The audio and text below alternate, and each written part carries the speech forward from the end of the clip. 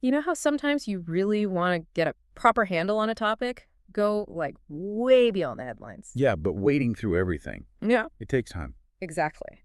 So for this deep dive, we've sort of done that work. We're giving you a shortcut, really, into something that touches all our lives, maybe in ways we haven't quite considered. Right. Today we're diving into asexuality, mainly drawing from Angela Chen's book, Ace.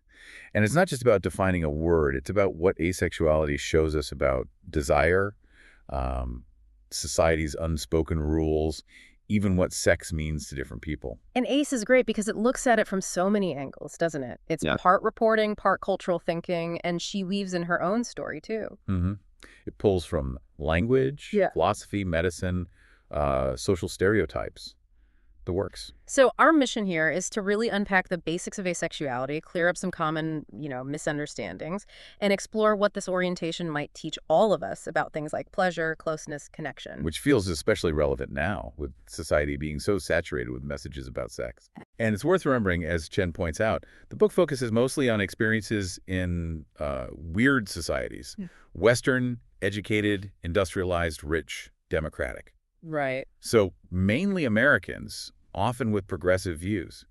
And it's very contemporary drawing on recent stories, interviews, often anonymous. Okay, let's get into it then. One of the first things that really struck me from ACE is this idea that there's no single ACE story. Absolutely. Jen talks about her own teenage years, feeling confused because her experience just didn't match up with movies or magazines. She just figured she was straight, right? Like most Yeah. people around her. Yeah.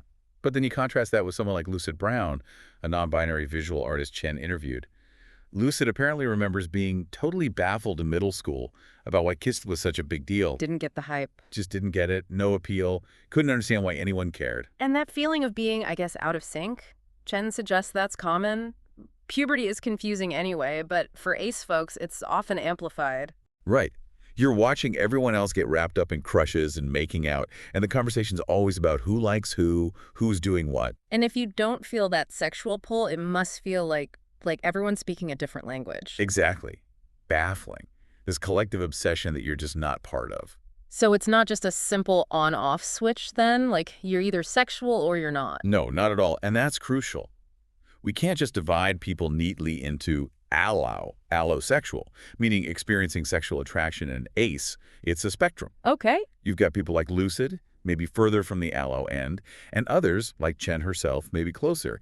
She deliberately avoids making the definition too rigid. Which makes sense. We don't police other orientations that strictly, do we? Exactly. We don't assume all allo people are identical or constantly feeling attraction. Their status isn't questioned if they're not interested sometimes.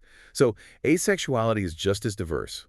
A broader definition, even if it blurs lines for some, gives a richer picture. It challenges that binary thinking. Fundamentally, the simple attracted or not attracted labels just don't capture it all. So how did we even arrive at this understanding? Chen talks about the origins, right? The internet played a big role. A huge role, especially those early online communities back in the 2000s. We're not talking academic journals here. No. It was more informal. Bulletin boards, forums, blogs, people finding each other, sharing experiences. So the community kind of built the knowledge base itself? Pretty much. Early activists, some Chen spoke to, they essentially created the framework, the language we use now. The internet wasn't just a meeting place. It was where the understanding was actually formed. It shows how groups outside the mainstream can define themselves. And the language itself evolved. Yeah. From non-sexual to asexual. Right. David J., who founded AVEEN, the Asexual Visibility and Education Network, he wanted AVEEN to connect with the wider LGBTQ+ community. Defining asexuality as a lack of sexual attractions, rather than just not having sex, that helped align it with other orientations, like heterosexuality is attraction to another gender. Asexuality is the lack of attraction to any gender. It distinguished it from celibacy, which is a choice. Got it. So it's about the attraction piece, or the lack of it. But Chen also makes this really important distinction between attraction and libido, right? Sexual drive. Yes, crucial distinction. They are not the same thing. How does she illustrate that? Well, she uses examples, like Sarah, who feels a physical drive for release, a libido, but it's not directed at anyone. She doesn't want to involve others. Oh. Or Vesper, an ace blogger, who noticed libido increased on testosterone, but explicitly said their sexual attraction to people didn't change one bit. So the drive was there, but not aimed at anyone specific. Exactly. No particular person triggers it. It shows that for ace people, that physical urge isn't automatically tied to wanting partnered sex. That really clarifies things. It's not about lacking physical drives. It's about that specific pull towards another person. Which then leads to the question, if it's not sexual attraction, what kinds of attraction do ace people experience? Well, there's a whole range. One key one is aesthetic attraction. Appreciating someone's beauty or appearance, but without it being a sexual thing. Like looking at a painting or a That's sunset. kinda, yeah. Chen mentions the show Naked Attraction. She might find certain body types aesthetically pleasing, but there's no sexual interest sparked by seeing the naked contestants. Right.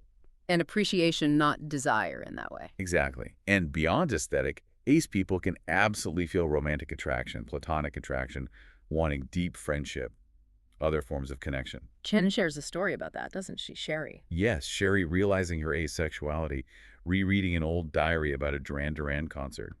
She was clearly excited, but her description just lacked that layer of sexual desire others expressed about, say, Simon Le Bon. Interesting, like there was a disconnect she only recognized later. Exactly. She realized she'd always felt that way, but had just absorbed the societal expectation that she should feel sexual attraction.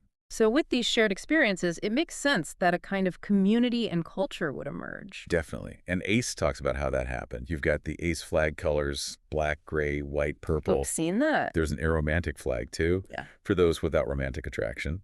And symbols like a black ring on the middle finger of the right hand. Really? Specifics like that? Yeah, and inside jokes like cake being better than sex or using the ace of spades symbol.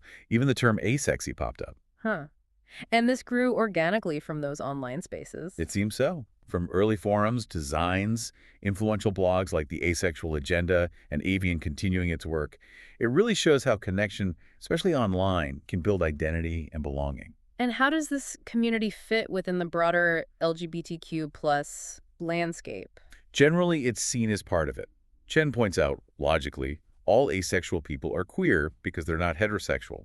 There is some internal debate about including, say, cisgender heterosexual aromantic aces, but the dominant view focuses on that shared experience of not fitting sexual and romantic norms. Which brings us to a really big concept in the book, compulsory sexuality. Yes, this is huge. And I think it's something that affects everyone, not just ace people. Absolutely. Yeah. Chen explains it as the underlying societal assumption that everyone feels sexual attraction and should want sexual relationships. It's the default setting. Like Adrian Rich's idea of compulsory heterosexuality, but broader. Exactly. It's the pressure to be sexual at all. There. And it's insidious because it shapes how we see ourselves and others, often without us even realizing it. It defines what's normal. And this pressure pops up in unexpected places, even within queer communities. Oh, yeah. Chen mentions stereotypes like gay men being hypersexual or anxieties about lesbian bed death. The absence of sexual attraction is often framed as a problem, regardless of who the attraction is or isn't towards. It's like you have to be sexual somehow. Right. There's that anecdote about Zia Miller's mother blaming America for his asexuality, believing he'd be different in France because it supposedly has a healthy open sexuality. The assumption being that a lack of attraction must be due to repression, not just how someone is. It taps into that societal anxiety about people having less sex, doesn't it? Like it's somehow a failure or a waste. Definitely. Chen mentions articles framing choosing video games over sex as sad or pathetic. It stems from what journalist Rachel Hills called the myth of sex. Which is? 2 parts. 1, sex is everywhere, unavoidable. 2, it's the ultimate, most special, most meaningful pleasure possible. So if you don't want it. You're seen as not wanting pleasure or incapable of it, which is obviously not true. And this myth has real negative consequences. Chen connects it to things like the anger of incels, but also the alienation asexual men can feel. Right. Because of these rigid norms, an ace man who genuinely isn't interested might be mistaken for someone desperate but unsuccessful. Society struggles to let men just be uninterested. There has to be another reason. There's also Hunter's story. Yeah. Raised religious, waited for marriage, found sex underwhelming, and spent years confused, blaming himself for his upbringing. Until he found information about asexuality online. Exactly. It gave him a framework, a way to understand and accept himself without feeling broken. And that journey highlights the clash between seeing asexuality as an orientation versus, well, a medical problem. Precisely. Chen really digs into how society tries to pathologize it. How so? Well, she quotes Julie Sondra Decker, who wrote The Invisible Orientation. Decker says ace people are whole, just missing that specific driving force of sexual attraction, like not being into crafts.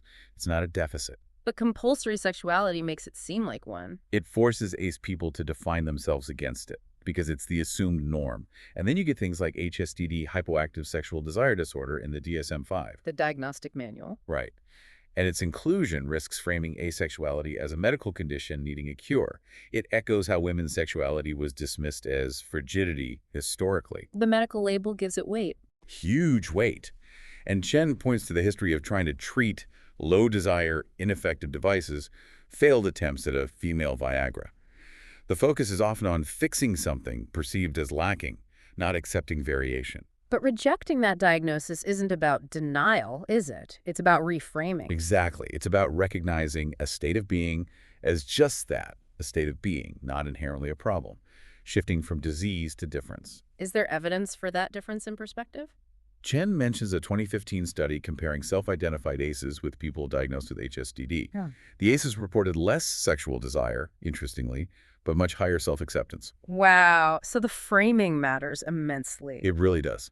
And Chen briefly brings up the history of eugenics, Bucky Bell, forced sterilization, as a warning. A cautionary tale about medicalizing difference and letting societal bias define normal. Precisely. The dangers are real. The book also highlights diversity within the ace community and how other identities intersect. Kara Leibowitz's story, for instance. Yeah, as a disabled asexual woman, she faces assumptions from multiple sides. How so? The disability community fought hard against being seen as asexual, while the ace community tries to clarify asexuality isn't caused by disability.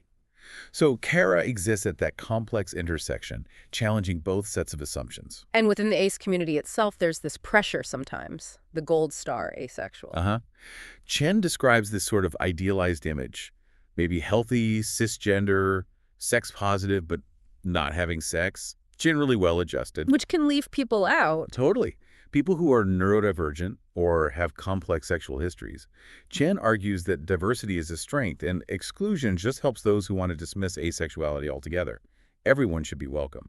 Now, shifting slightly, the intersection with race. Ace really explores this, and it felt like a crucial part of the discussion. Absolutely. Chen points out the perception of the ace community as predominantly white. And that creates issues. Yeah. Kendra, a black ace writer, talks about feeling disconnected from some community symbols or jokes that didn't resonate with her experience. It shows how cultural norms, even unintentionally, can center certain experiences. And racial stereotypes about sexuality play a huge role here too, don't they? Massively. Stereotypes of hypersexuality, often aimed at Black and Latinx people, versus stereotypes of purity, often linked to white women. These add layers of complexity for aces of color. Making it harder for their asexuality to be seen or even self-recognized. Exactly.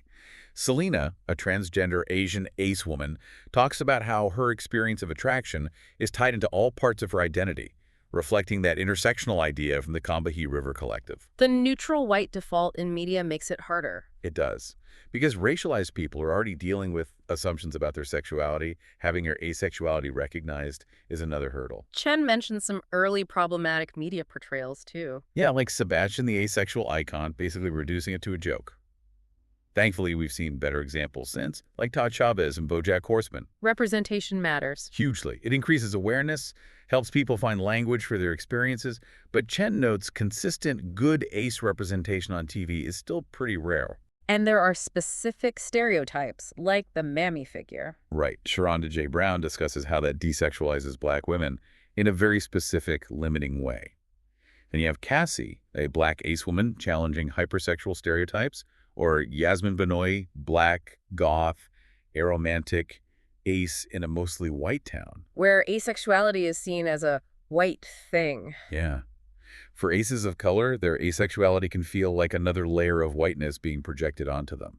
It's complex. Another really fascinating angle in Ace is how it reframes romance and relationships, away from the purely sexual focus. Yes, the idea of friend love, like in Yumi Sakugawa's comic. It questions why society elevates romantic relationships so much above deep friendships. Treats them as fundamentally different, more important. Right. Lee Hellman is quoted saying that recognizing these categories can be fluid, opens up new ways to connect. And then there's queer platonic relationships. Yeah, Chen uses Meredith and Christina from Grey's Anatomy as an example. That deep, committed, you're my person bond that isn't necessarily romantic or sexual. It pushes back against amatonormativity. Exactly. That assumption that everyone wants and should have a central romantic relationship above all else. And we lack the language for other deep connections. We really do.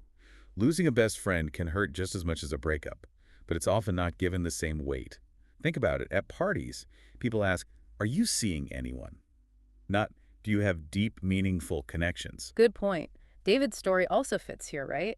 Initially dismissing aromanticism. Yeah, he didn't get aromanticism, the lack of romantic attraction, but later realized he was aromantic, even while having a deep, loving connection with his girlfriend. It shows you can have deep bonds without specifically romantic feelings. And it challenges skepticism, maybe especially towards RO men. It does. Chen stresses these identities can coexist, and questioning someone's lived experience based on stereotypes isn't productive. Okay, staying with relationships, Ace gets into consent, but through that lens of compulsory sexuality. Yes, this was very thought-provoking, James's story. He felt pressured into sex with his girlfriend, even though he technically could have said no. Right. It highlights how compulsory sexuality can subtly undermine real consent.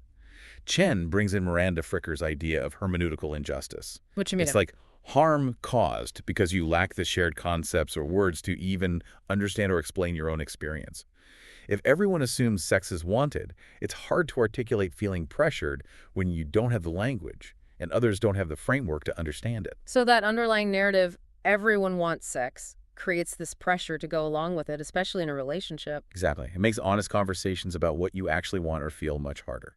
James's later relationship with an asexual woman forced him to rethink things. Completely. He had to unlearn assumptions about intimacy, about the rules of relationships. It showed him those rules aren't fixed. They're social agreements you can actually renegotiate. Which leads nicely into rethinking desire and pleasure beyond just that sexual imperative. Responsive desire, for instance. Yeah, Chen explains this is common for lots of people. Allow and Ace. Sexual interest develops after consensual physical contact starts. It's not always spontaneous. And sex itself can be physically enjoyable for ace people, even without attraction. Yes, sometimes described as like superior masturbation, physical pleasure without that specific interpersonal attraction driving it. And some, like Jessica, find enjoyment in exploring other people's sexuality almost intellectually. Right, a different kind of engagement. Chen also explores how aces might prioritize emotional connection over sexual intimacy, like Z. Griffler. Navigating those different needs takes communication. And it challenges the idea that a lack of desire is always a problem, especially if it's tied to, say, life stress. Absolutely. Compulsory sexuality often frames low libido as inherently bad, even when it makes perfect sense contextually. That modern love essay about sexless marriages and seeking emotional intimacy elsewhere touches on this too. The book wraps up with Anna's story, which sounds really complex. It is. It weaves together asexuality with family, religion, gender identity, aging, relationships. A lot. What are some key parts of her journey? Well, post-divorce, rediscovering her style, reconsidering gender, the effects of testosterone. It highlights the work needed to tune out mimetic desire, wanting what others want and find your own desires. Past relationship. With Ruth, yeah.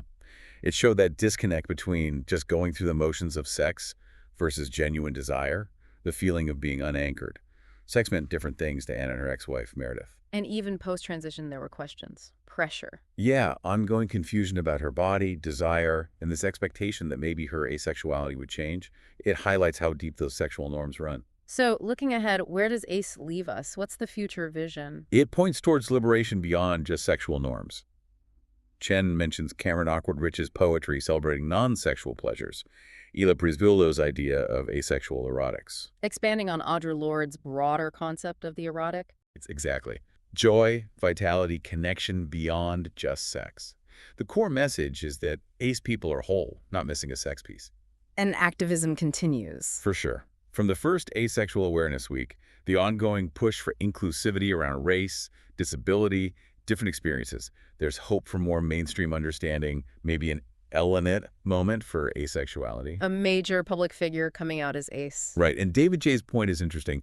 Building the community from the ground up, fostered creativity, alternative ways of thinking about intimacy. So the ultimate goal is? Rejecting rigid norms, both sexual and romantic. moving towards considered ethics, where variety is normal, social pressure is weaker, sex isn't a commodity, and people can freely choose their connections without coercion or needing to justify themselves. Okay, so wrapping up our deep dive into ACE, the big takeaway seems to be that asexuality is this whole spectrum, defined by lacking sexual attraction, which is different from libido or choice. Right, and understanding it really pushes back on compulsory sexuality, makes us see the value in all kinds of attraction and connection. Plus, it illuminates these broader issues: consent, medicalization, race, inclusion. It really offers a much richer, more nuanced view of desire, connection, identity for everyone, really. Definitely food for thought. Hmm. So we'll leave you with this. Maybe take a moment to think about how much that constant societal focus on sexual attraction shapes our view of all relationships. Yeah. Are there other kinds of intimacy, other connections in your life that maybe deserve more value, more recognition? Something to reflect on your own assumptions about desire and what really matters in human Mhm. connection.